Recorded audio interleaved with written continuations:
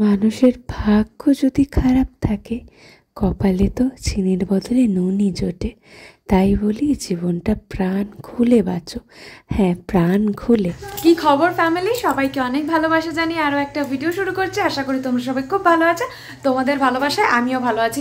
এখন ঘড়ির কাঁটা তো একদমই দৌড়চ্ছে, ঘড়ির কাঁটা তো আমাদের জন্য দাঁড়িয়ে থাকে না। ঘড়িতে বাজে এখন হচ্ছে 2:30। আর সকালবেলা থেকে ক্যামেরাটা খোলার আমি টাইম পাইনি। আজ কি বার? আজ হচ্ছে সোমবার, মানে বাবার বার। তো সোমবার এখন বাজে 2:30। আর সকালবেলা থেকে আমি না রান্না করেছি না আমি কোনো কাজ করেছি। হ্যাঁ, কাজ করিনি সেটা বলা ভুল। সূর্য শুধু আমাকে রান্না করে আজকে খাইয়েছে। মানে কি সৌভাগ্য বলো তো, এমন ভাগ্য কজনের হয়? বরের রাতে রান্না খাচ্ছি আমি। তো সেটা কোনো ব্যাপার না, ও আগা করাই, যেহেতু ওর কাছ থেকে রান্নাটা আমি শিখেছি। তো রান্নাটা ও করেছে, আর বাদবাকি কাজ ঘর মোছা, তারপরে যেগুলো রয়েছে দৈনন্দিন দিনের যেসব কাজকর্ম সেগুলো সমস্তটাই আমি করলাম। তো এখন সেগুলো করার পর হচ্ছে কি, অনেক জামা কাপড় তো মানে জমেই ছিল, তো সেগুলো মাসিকে দিয়ে কাচিয়ে নিয়েছি।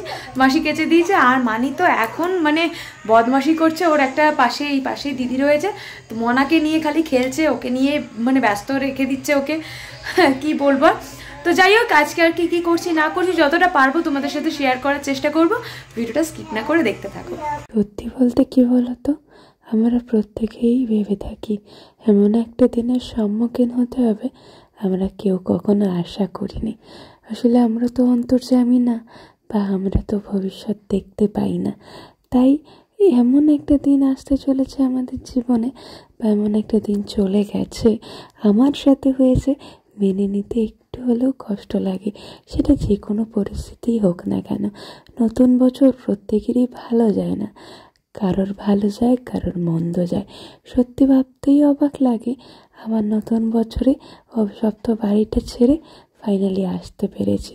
ভেবেছিলাম 4-5 মাস থাকবো, যদিও সেটা আর কপালে হলো না। যা হয় মঙ্গলের জন্যই হয়। অক্ষরে অক্ষরে প্রতিনিয়তই মিলে গেল। তবে কিছু কিছু জিনিস আমাদের জীবনে আমাদের ভাবার আগেই কল্পনার বাইরেও গিয়েও কিছু জিনিস ঘটে যায়, সেগুলো আমরা ভাবতেই পারি না এমনটা হয়েছে। এই দেখো ম্যাজিক। তো টোটালটা ভাঁজ করে নিয়েছি। আর মানি সোনার তো বদমাশি লেগেই রয়েছে। আসলে মানিও যে এতটা যুদ্ধ করবে আমার সাথে, যখন আমি কনসিভ করি তখনও বুঝতে পারিনি আমার সাথে কাঁধে কাঁধ মিলিয়ে এইভাবে যুদ্ধ করবে আমাদের ছোট্ট যোদ্ধা।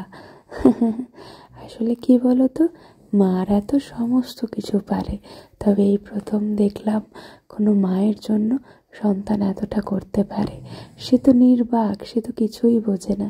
সে মাত্র 2 বছর 2 মাস বয়স।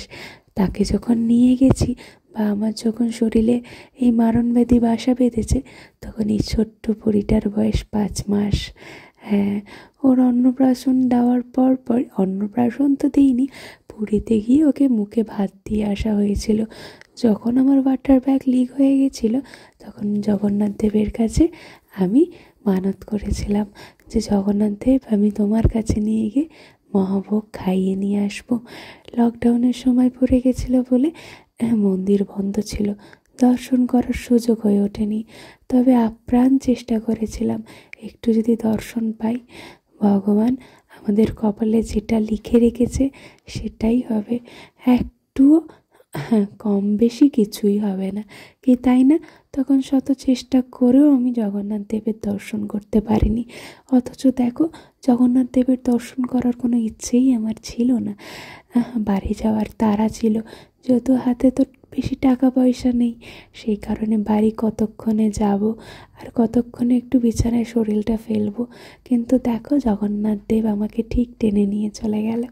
আসলে ওটাই তো না, প্রাণ খুলে বাঁচো। কে কী বললো না বললো তাতে কোনো কিচ্ছু এসে যায় না।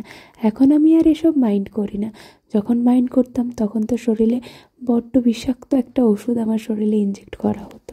তাই মাথাটা সর্বদা গরম থাকতো এবং ডিপ্রেশনে থাকতাম। আমায় এটা বললো কেন, আমায় ওটা বললো কেন। তখন তো শরীরটা খারাপ ছিল। এখন আস্তে আস্তে সব সিচুয়েশানটা বুঝতে শিখেছি। তাই বলি প্রাণ খুলে বাঁচো তোমরা। জামা কাপড় গোছানো কমপ্লিট হয়ে গেছে, আর অল্প দুটো কি থালা বাসন রয়েছে, আর গ্যাস মোছা হয়ে গেছে। তো ঘরটাও মোছা হয়ে গেছে, মানে রান্নার জায়গাটাও মোছা হয়ে গেছে। তো এখন তো জামা কাপড়গুলো ভাঁজ করে এসে বাইরেটায় বসলাম। এই রোদ্দুর চলে যায় একদম ওয়েদারটা একটু মেঘলা করে এসে আবার হুট করে মেঘটা কোথায় উধাও হয়ে গেল। আমি চটপট করে জামা কাপড়গুলো যেই জন্য তুলে নিলাম। আর মানি এখানে খেলা করতে, হ্যাঁ নতুন জামা পড়েছে, ঠিক পড়েছে।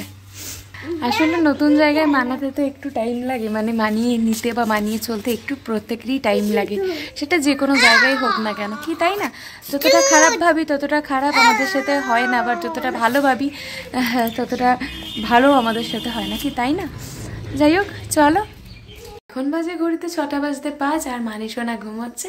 আর আমি এখন বানিয়ে নিয়েছি হচ্ছে গিয়ে চাউমিন। তো ক্যারট আর বিনস আর ক্যাবেজ, তারপরে পেঁয়াজ, অনিয়ন সমস্ত কিছু দিয়েই যতটুকু ছিল ততটুকু দিয়ে আমি বানিয়ে ফেলেছি আমার জন্য চাউমিন।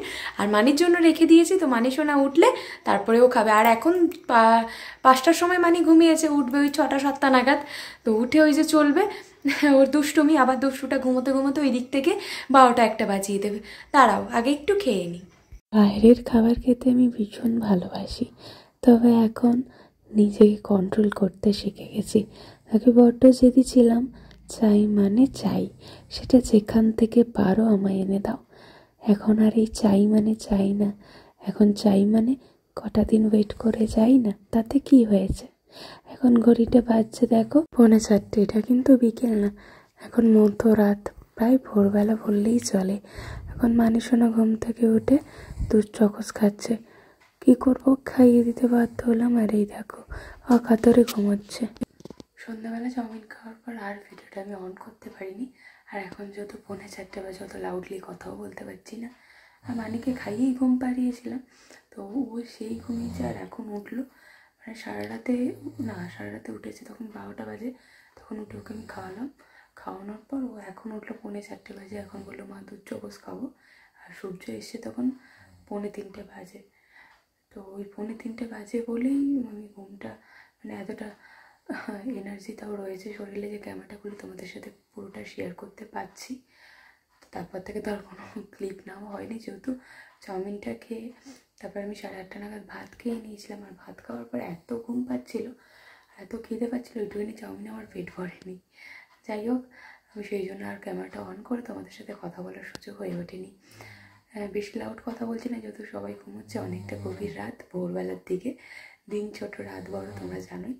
তো কথাটা হচ্ছে এটাই, আজকের ভিডিওটা এই পর্যন্তই রাখলাম, একদম এনার্জি নেই, এই ভিডিওটা এখানেই এন্ড করছি। সবাই সুস্থ থেকো, সেফ থেকো। কোথাও যদি একটু ভালো লেগে থাকে অবশ্যই লাইক শেয়ার কমেন্ট করতে ভুলবে না। টাটা।